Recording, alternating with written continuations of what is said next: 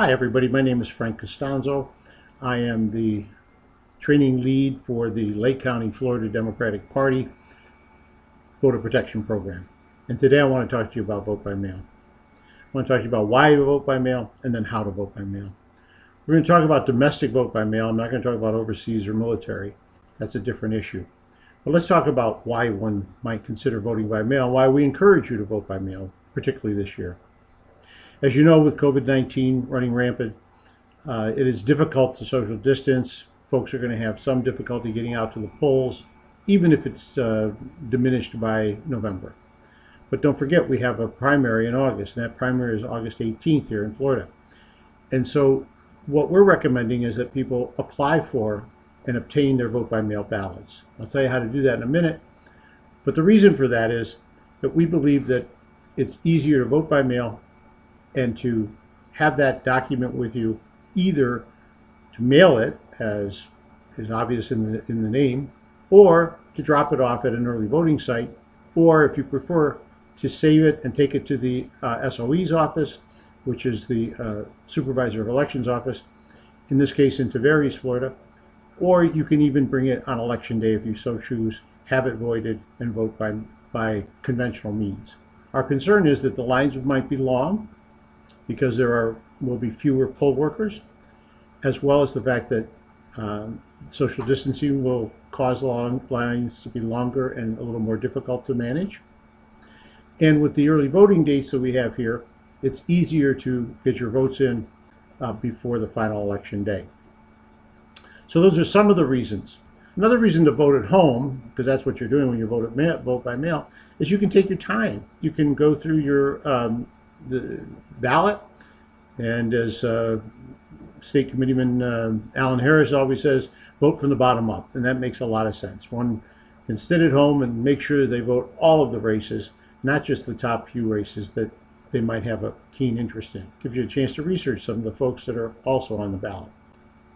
So those are some of the reasons why we recommend you vote by mail. Some people say, well, how do I know my vote's going to count? Well, that actually is an interesting and good question. Vote by mail allows you to track your vote. When you mail it or drop it off at the SOE's office, or if you bring it to an early voting site, you can actually go online the next day or so and see if the ballot has been received by the SOE's office. And if it has, you're in good shape. There's also another reason, and that is that if it's received but there's some defect in the envelope or in the method that it was sent to them, they'll contact you and let you know that it has to be redone, or there are other ways of curing this problem. If you go to the election, if you go to same day election, that is on election day, when you put that ballot through the machine, we all hope it works, and we believe it works, and we believe it gets counted, and it goes all the way to the SOE, but nobody's sure in this day of questionable activity. We also have a concern about the, shall we say, tampering that went on in the past election. We don't think there was anything here. We don't think there's going to be any intimidation this year, or at least we hope not. But if there is, it'll occur at the polling places. That is, folks will be in your way. Folks might be intimidating you by other means when you're trying to vote. We don't need confrontations, we just need votes.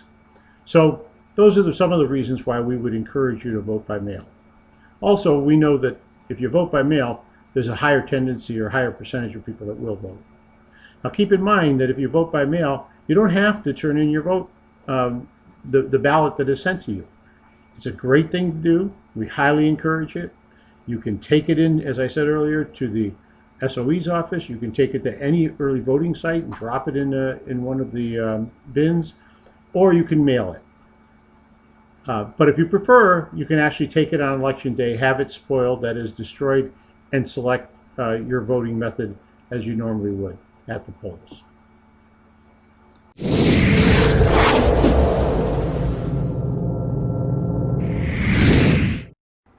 So now I wanted to talk to you about voting by mail and how it works and some of the pitfalls if you're not familiar with it, because some folks are new to the exercise and we want to make sure it's done right.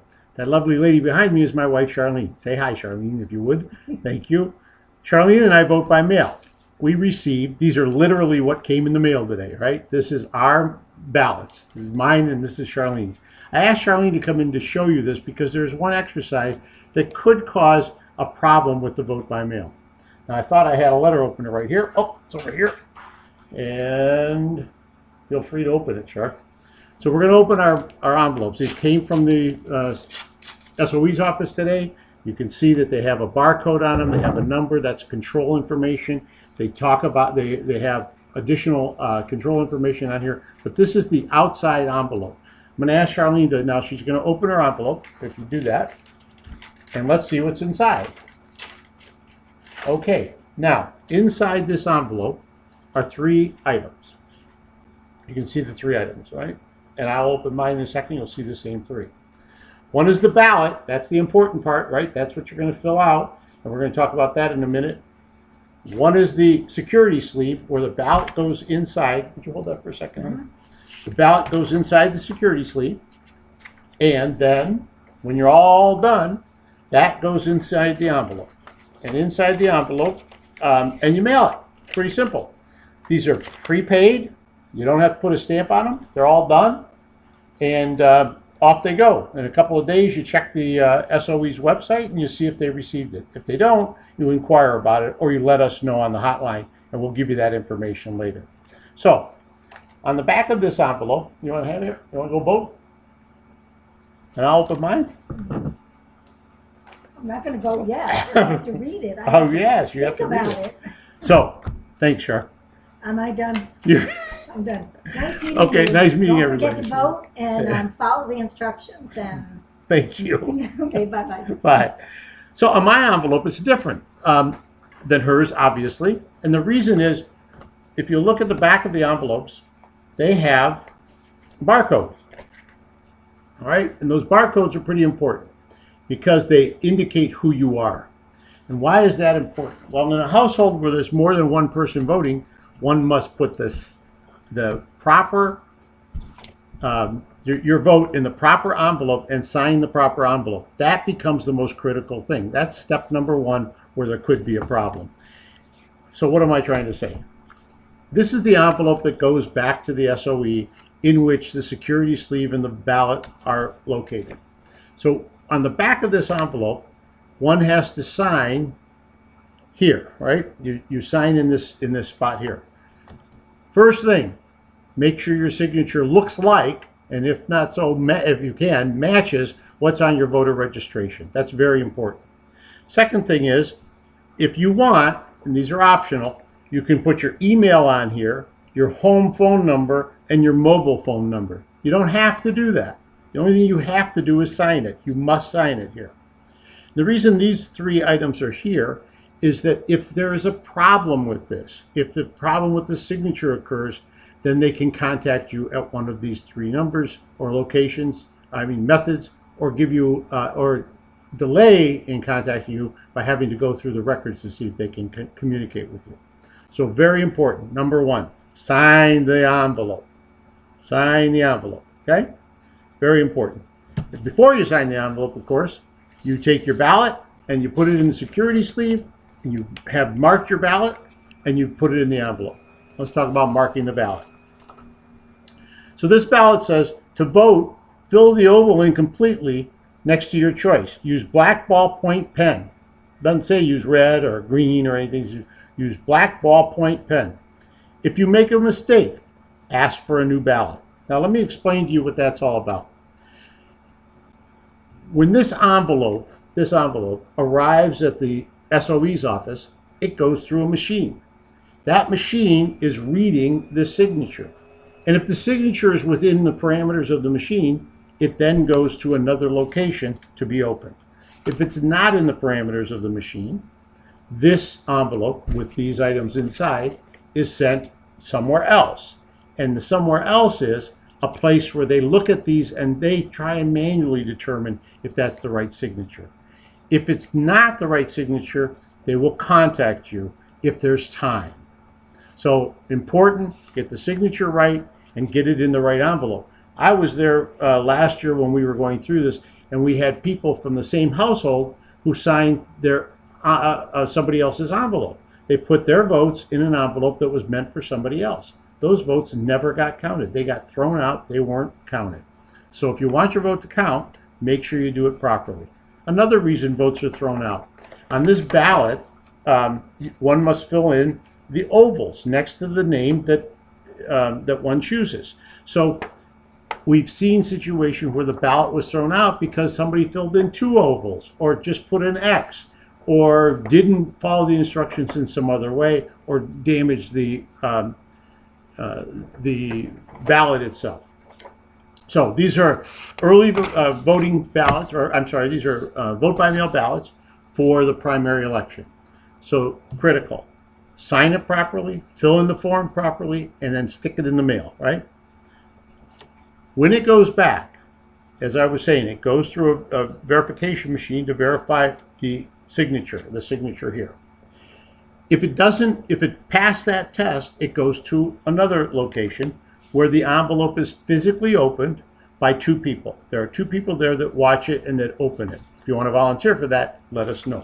But there are 2 people that actually open the envelopes. They separate from the envelope the ballot and the security sheet and the envelope. So now we no longer know who voted this ballot. Why is that important? It's a secret ballot. We don't want anybody to know what we did, right? That's important. However, if you've messed up this ballot, there's no way of telling you, hey, Frank, you messed up your ballot, because now it's separated from the other documents, okay? So if you do it right, it's very simple.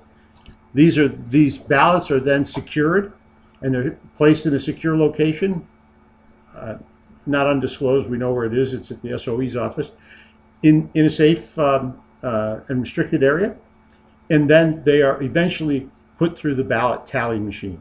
Now, usually that's done on election day, but for reasons this year, it may be done a little earlier, and that's a concern that we have to deal with separately. You don't have to deal with that. Now, what happens after that? If a ballot goes through that machine and it gets rejected for some reason, somebody put the X wrong or did something wrong on it, it gets kicked out, then it goes to the canvassing board, and they have to decide whether the ballot is going to be accepted or not. And generally, they'll err on the side of acceptance, but they have to know what your intent was. They have to determine the intent of the voter. So if you do it right the first time, there's no problem. Okay? So vote by mail is pretty simple, pretty straightforward, and we hope that you would consider it. Just make sure that you meet the restrictions and the criteria that we suggested. And if you do, I assure you, you're going to find that it's a real easy way of voting, and it's a good way of voting. Now, as I said, I alluded to a minute ago, when you send that in, if you mail it in, or if you drop it in the box at an early voting site, or if you take it to the SOE's office and physically hand it in, when you do that, as it's received at the SOE, as it goes through those machines, they'll record that barcode that's on the back of these envelopes, and it'll then show up on the computer system, so you can go online and say, was my ballot accepted? And if it's there, it was accepted. If it's not there, say within a couple of days, then you call them and you let them know, hey, I mailed it on this day. What happened? When do you mail your ballots? Well, it doesn't have to be at the SOE's office until the day of the election, actually 7 o'clock on the day of the election. But you don't want to wait that late. We recommend it's mailed no later than a week before the election. I recommend it's mailed the day after you get it. And the reason for that is, let's say that there is going to be an enormous amount of mail coming through that postal system. We want to get there early, and we want to make sure that it's counted properly. So, again, fill out the forms properly, put them in the proper envelope, sign the envelope, put the optional information on there if you'd like, and just drop it in the mail. You don't have to put a stamp on it. It's all covered for you in Lake County. Now I'm going to show you a couple of things in a minute. I'm going to try and do just a couple of slides for you so you know who to contact in case you have any questions and how you get your ballot. Be right back.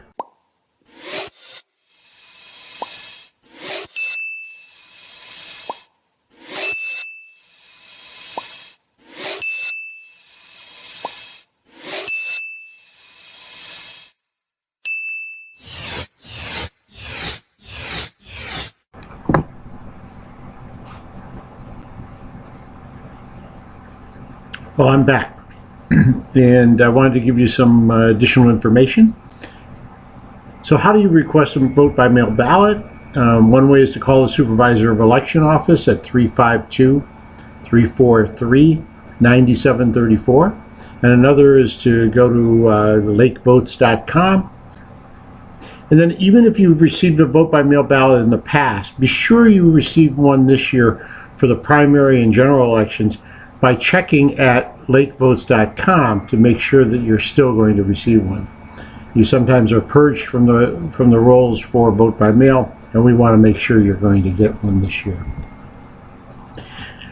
Now, if you want to contact the Lake County Democrats, you can do that through lakedemocrats.com or the phone number of 352-800-4984. We're always looking for volunteers. We'd love to have you this year. You can work inside the polls, outside the polls, observing what's going on, help us with vote by mail, and so many other activities.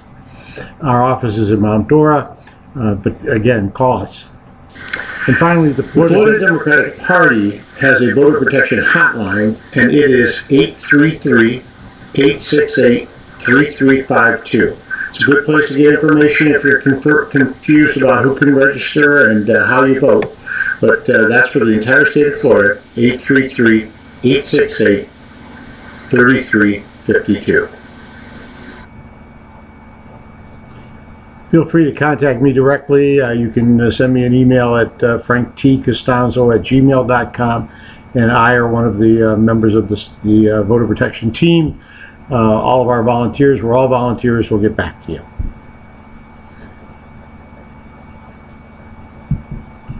Thank you for your time.